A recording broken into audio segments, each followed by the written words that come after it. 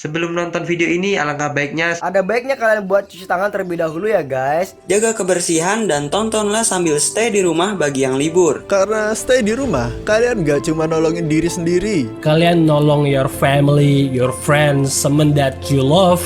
Dan tentunya jadi pahlawan bagi negaramu. Kapan lagi kan stay di rumah bisa jadi pahlawan, ha? Bagi yang masih kerja di lapangan, berjuang mencari nafkah dan melawan virus ini, stay positif, mawas diri, dan usahakan pakai masker. Jangan lupa juga lakukan social distancing sesuai anjuran pemerintah. Untuk para dokter di seluruh Indonesia, terima kasih. Terima kasih yang sebesar-besarnya karena telah berada di garda terdepan saat ini. Tanpa kalian, mustahil kami bisa tenang melawan COVID-19.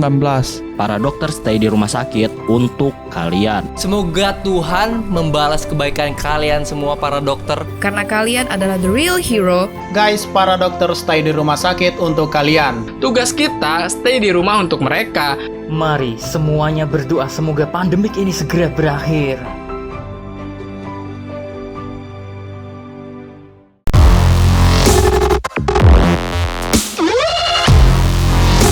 Yo, halo semua, kembali lagi bersama gue Fatri Ibnu Hamdi di channel Bang Fatri tentunya. Dan di video kali ini gue sedikit bahas Manga Black Clover chapter 246. By the way, gue mau ngingetin lagi nih, buat kalian yang belum subscribe, jangan lupa subscribe dulu ya, karena subscribe itu gratis. Dan kalau udah subscribe, jangan lupa nyalain bell notification ya, oke? Biar nggak ketinggalan video-video baru dari gue. Mantap. Oke, jadi seperti yang tahu pada chapter sebelumnya, kita sudah melihat pertarungan hebat antara Kapten Yami versus Dante. Yang dimana pada akhir chapter sebelumnya kita melihat Kapten Yami telah berhasil menebas tubuh Dante, guys. Nah, di chapter kali ini kita akan kembali melihat pertempuran mereka berdua. Seperti biasa, di sini gue udah mengumpulkan beberapa poin-poin penting dari kejadian menarik yang bisa kita bahas di pembahasan kali ini tentunya. Kalau gitu langsung saja pertama, kemarahan iblis Asta. Oke, jadi pada awal chapter di sini kita diperlihatkan gambaran iblis yang ada di dalam diri Asta.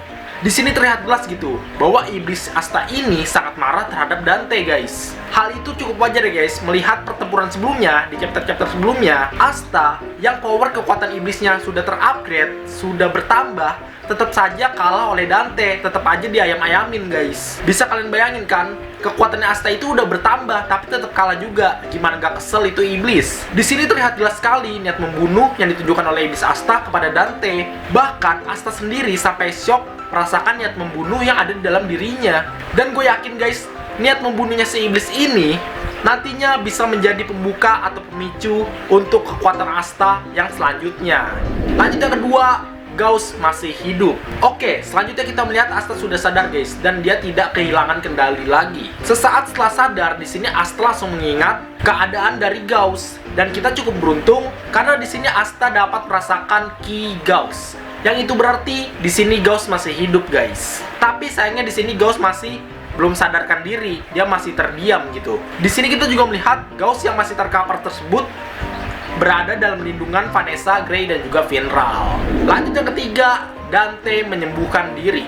Oke, selanjutnya kita kembali ke pertempuran antara Kapten Yami versus Dante. Yang dimana kita tahu sebelumnya Kapten Yami telah berhasil menebas Dante dengan sihir tebasan yang dikombinasikan dengan kepadatan mana zone. Tapi ternyata tebasan Kapten Yami tersebut belum mampu untuk mengalahkan Dante, guys. Di sini tiba-tiba Dante mengeluarkan sebuah sihir yang membentuk sebuah lambang di lukanya. Dan seketika, luka yang sebelumnya disebabkan oleh Kapten Yami pun sembuh, guys. Gila, makin OP aja ini karakter.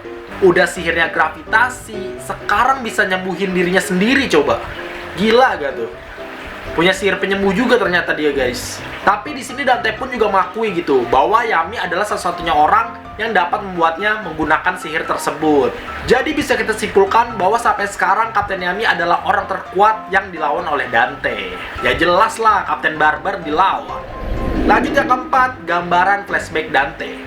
Setelah memuji Yami, di sini kita sedikit diperlihatkan masa lalu dari Dante. Dari visualnya bisa kita lihat kalau Dante muda itu perawakannya mirip banget sama Damnatio ya guys. Dan pada gambaran flashback kali ini kita juga diperlihatkan bahwa sejak muda demi memuaskan niat jahatnya, Dante sudah melakukan banyak pembunuhan. Bahkan di flashback ini ada gambaran istana yang terbakar. yang dimana ini adalah cerita pada saat Dante mengkudeta kerajaan Spain. Di samping itu juga ada gambar di mana Dante membunuh seseorang yang kalau kita lihat dari pakaiannya, orang tersebut sepertinya berasal dari keluarga kerajaan guys, karena pakaiannya mewah gitu. Apakah yang dibunuh Dante tersebut adalah raja kerajaan Spain sebelumnya alias ayahnya Yuno? Bisa aja guys. Tapi walaupun sudah melakukan banyak pembunuhan, tetap saja niat jahat dari Dante tidak pernah terpuaskan. Lanjut yang keempat.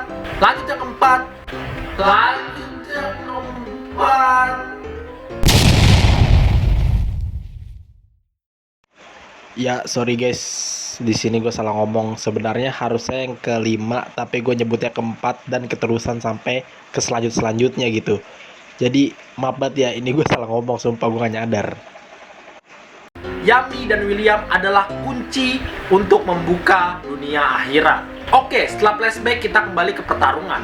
Di sini Dante mengatakan bahwa Yami akan membuka dunia yang jauh lebih hebat lagi. Tapi tentu aja guys, perkataan si Dante ini nggak dimengerti oleh Kapten Yami dan hanya membuatnya merinding. Sebelumnya kita juga tahu bahwa Dante pernah mengatakan bahwa Kapten Yami adalah kunci untuk menghubungkan ke dunia akhirat atau dunia lain. Tapi guys, ternyata Kapten Yami sendiri merasa kalau si Dante ini salah orang dan dia merasa bahwa dirinya tidak punya atau tidak memiliki kekuatan yang seperti itu. Karena ketidakpahaman Kapten Yami, di sini pun Dante menjelaskan bahwa untuk menghubungkan dunia nyata dan dunia lain dibutuhkan sebuah arus sihir yang dinamakan pohon klipot. Lalu apa sih yang dibutuhkan untuk menciptakan sebuah pohon klipot? Yang dibutuhkan adalah sihir tingkat arken, lebih tepatnya sihir kegelapan milik Kapten Yami dan sihir pohon dunia milik Kapten William. Yang itu berarti bisa disimpulkan bahwa Yami dan William adalah kunci untuk menghubungkan dunia akhirat ke dunia nyata. Dan kalau kita perhatikan ya guys, visual dari pohon klipot ini merupakan bagian akar dari pohon dunia milik William. Jadi ibaratnya pohon dunia milik William itu terbagi menjadi dua bagian guys. Bagian atas yaitu Yggdrasil melambangkan sebuah kehidupan, dan bagian bawah yang seperti akar atau pohon klipot melambangkan dunia kematian. Lalu apa sih tujuan Dante? Kenapa dia ngotot banget gitu ingin menghubungkan dunia akhirat dengan dunia nyata? Jadi guys, jika dunia nyata dan dunia akhirat terhubung, maka akan banyak iblis dari akhirat yang memenuhi dunia. Dan tentunya akan banyak berbagai macam niat jahat di seluruh dunia guys. Dan itulah yang menjadi tujuan Dante. Si Dante ini senang kalau dunia dipenuhi dengan niat jahat. Mendengar tujuan Dante yang ingin memunculkan iblis ke dunia nyata, di sini pun Kapten Yami tersadar bahwa bagaimanapun caranya dia harus membunuh Dante di sini. Karena tentu aja guys, tujuan si Dante ini akan sangat mengancam kehidupan umat manusia. Dan sampai sini kita jadi nggak heran ya, kenapa si William dan Kapten Yami ini dijadikan target utama dalam perang kali ini. Ya karena tujuan Dante ada pada mereka berdua guys. Dan yang kelima, wakil Kapten Black Bulls. Oke, selanjutnya kita berpindah tempat di sebuah tempat musim dingin atau bersalju. Ya, sudah jelas sekali bahwa sekarang kita berpindah tempat di kerajaan Spain. Di sini terlihat ada dua orang prajurit kerajaan Spain yang sedang berbincang-bincang. Mereka mengatakan bahwa ada rumor penyusup dari kerajaan Clover di kerajaan Spain. Tapi menurut orang tersebut tidak mungkin ada penyusup di kerajaan mereka, kecuali penyusup tersebut ingin bunuh diri.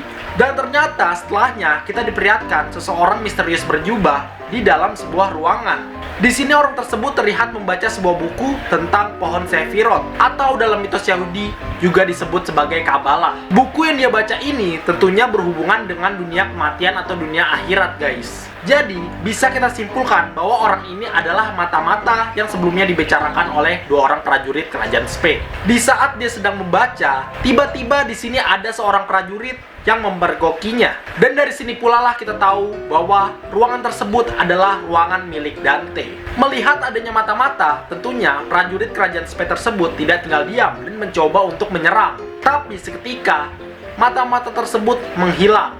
Sontak itu membuat prajurit kerajaan Spain bingung dong guys. Kemana perginya tuh orang, kok tiba-tiba ngilang? Ya, tiba-tiba orang misterius tersebut muncul dari dalam bayangan. Gak hanya muncul, tapi dia juga menyeret prajurit kerajaan Spade tersebut ke dalam bayangannya. Nah, dari adegan ini bisa kita simpulkan bahwa mata-mata tersebut adalah pengguna shadow magic. Kemungkinan pengguna shadow magic, guys. Sihir bayangan tersebut memanglah sangat cocok digunakan untuk tugas mata-mata, karena dengan sihirnya dia bisa bersembunyi di dalam gelap. Tapi ada yang lebih menarik lagi nih, guys. Pada akhir chapter telah terungkap bahwa mata-mata tersebut adalah anggota Black Bulls. Wah, gila gak tuh? Anjir, ternyata masih ada anggota Black Bulls yang belum terungkap, guys. Dan memang sebenarnya dari dulu, dari awal-awal Asta masuk Black Bulls, Yuki Tabata sudah beberapa kali memberikan Easter egg bahwa masih ada anggota Black Bulls yang lain yang belum terungkap. Contohnya aja kayak di chapter 4, guys, pada saat siluet Black Bulls diperkenalkan. Di situ terlihat ada satu sosok yang cukup asing sampai sekarang.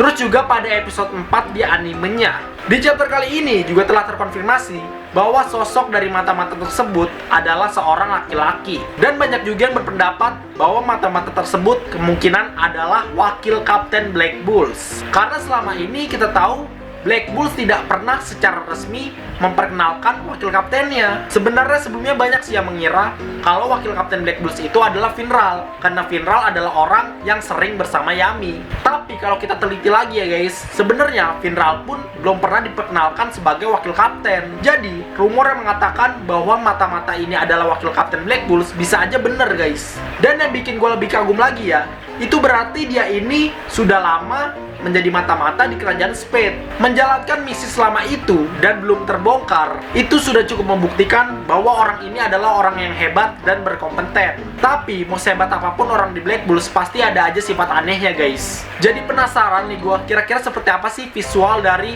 wakil kapten ini? Apakah orangnya keren atau lawak gitu? Patut kita tunggu. Ya, itu aja sedikit video pembahasan gue tentang manga Black Clover chapter 246. Terima kasih telah menonton video ini. Jika gue ada salah kata, gue mohon maaf. Dan sekiranya ada yang kurang, bisa kalian tambahin sendiri di kolom komentar, oke? Dukung terus channel Bang Fatur dengan cara di subscribe, karena dengan subscribe itu artinya kalian sudah berpartisipasi dalam mengembangkan channel ini. Dan gue pun juga makin semangat bikin video ke depannya. Kalau udah subscribe, jangan lupa nyalain bell notification-nya, oke? Jangan lupa untuk like and share juga. Terus gak ketinggalan buat follow IG gue di @fatur198 tentunya. Pokoknya stay tune terus, tunggu video selanjutnya, dan terima kasih.